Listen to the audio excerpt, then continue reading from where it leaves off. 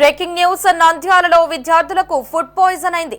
నంద్యాల వెంకటేశ్వరపురంలోని SDR world school and SDR junior కాలేజీలో ఈ ఘటన చోటు చేసుకుంది. ఫుడ్ పాయిజన్ కారణంగా 100 మంది వరకు విద్యార్థులు అస్వస్థతకు గురయ్యారు. రాత్రి భోజనం అనంతరం వాంతులు విరోచనాలతో విద్యార్థులు తీవ్ర ఇబ్బందులు ఎదుర్కొన్నారు.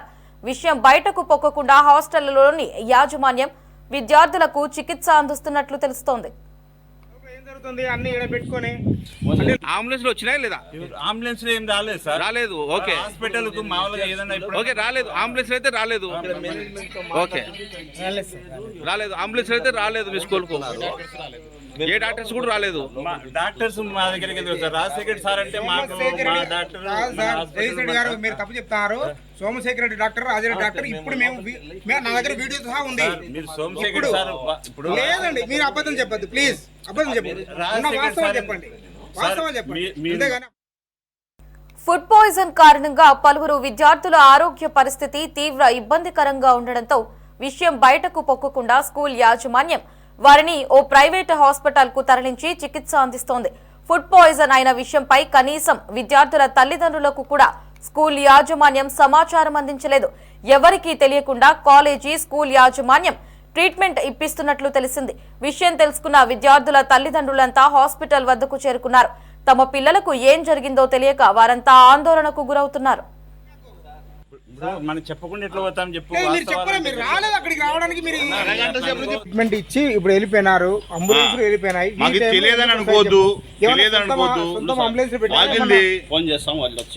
ఒక 5-5 నిమిషాలు టైం ఇస్తాము. గేట్ ఎక్కిపోతే ఎక్కిపోతాం. ఆ కెపాసిటీ ఏంటయ్యా మీరు? నాకు అర్థం కాదు. లోపల ఏం జరుగుతుంది అన్ని ఇక్కడ పెట్టుకొని, అంటే లోపల ఏం జరిగినా బయటికి కుట్టినప్పుడు కాకుండా లోపల ట్రీట్మెంట్ ఇచ్చుకుంటున్నారా? అట్లా అందరూ నేను ఇప్పుడు మేనేజ్మెంట్ తో మాట్లాడాను. మేనేజ్మెంట్ వాళ్ళు ఏం జరగలేదు అని చెప్తున్నారు. నేను ఒకటి చెప్పాను, ఏమీ జరగనప్పుడు సోషల్ మీడియాలో అట్లా అంత అడ్వర్ట్స్ వచ్చినప్పుడు మీరు ప్రెస్ రిపోర్టర్లను కానీ సోషల్ మీడియా వాళ్ళని లోపలికి తీసుకెళ్ళి వాళ్ళకి చూపించండి అని చెప్పాను. వాళ్ళకి చూపించండి, వాళ్ళు చూడండి. ఎందుకంటే ఇది ఇన్స్టిట్యూషన్, పిల్లలతో పని. ఈ టైంలో అంబులెన్స్ సార్ ఒక విషయం సార్. నమస్తే సార్. ఇప్పుడు మేము వచ్చి దాదాపు అంటే అరగంట అవుతుంది సార్. 3/4 గంట అట్లాగా సార్. మేము వార్త పెట్టి కూడా 3/4 గంట అవుతుంది. మేము గేట్ దగ్గరనే వెయిట్ చేస్తున్నాము.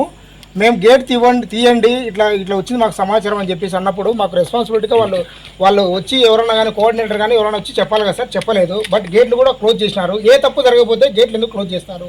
అంబులెన్స్ ప్లస్ ఇంకోటి ఏంటంటే అట్లా సార్ ఇంకోటి ఏంటంటే అంబులెన్స్ స్కూల్కి ఈ టైంలో రావాల్సిన అవసరం ఉంది. 2 డాక్టర్లు వచ్చి ట్రీట్మెంట్ మీడియాను చూసి వెళ్ళిపోవడం ఏంటి సార్?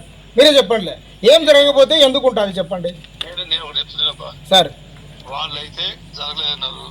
నిజంగా అంబులెన్స్ అయినట్టు సీసీ కెమెరాలు రికార్డ్ అయితే నేను వాళ్ళకి మా దగ్గర ఉన్నాయి సార్. సీసీ కెమెరా సార్ మా దగ్గర ఉన్నాయి సార్. వీడియోస్ మేము తీసాం సార్.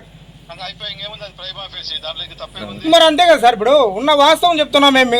వాళ్ళు కూడా ఎంఈఓ గారికి కూడా చెప్పాము విషయం ఇది సార్.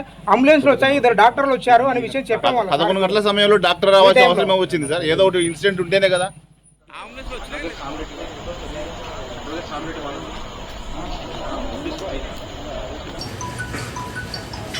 లేదని ఆయన చెప్తే ఎట్లా? సార్ చెప్తాడు విషయం. లేదు సార్.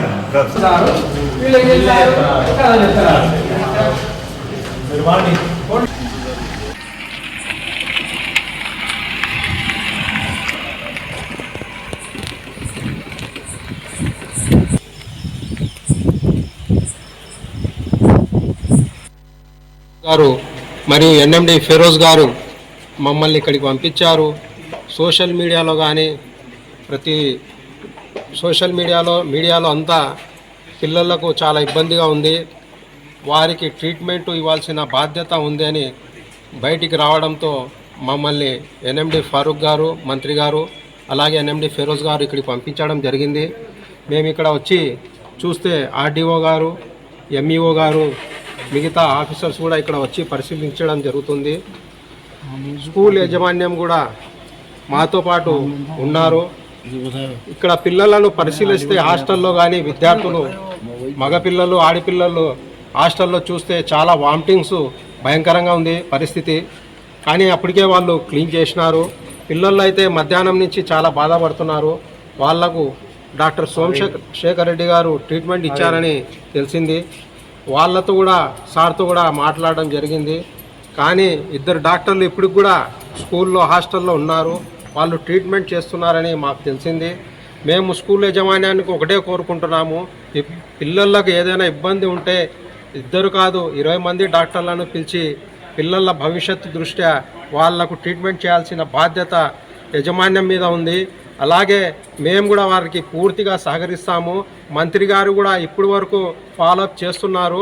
హైదరాబాద్లో ఉన్నారు ఎన్ఎండి ఫారూక్ గారు, ఫెరోజ్ గారు. వారు కూడా ఇప్పటికి కూడా మాకు మినిట్ అప్డేట్ చేస్తున్నారు. పిల్లలకు ఎటువంటి వైద్యం కావాలన్నా, ఎటువంటి ఏమైనా ఇబ్బంది ఉన్నా మేమందరం సహకరిస్తాము.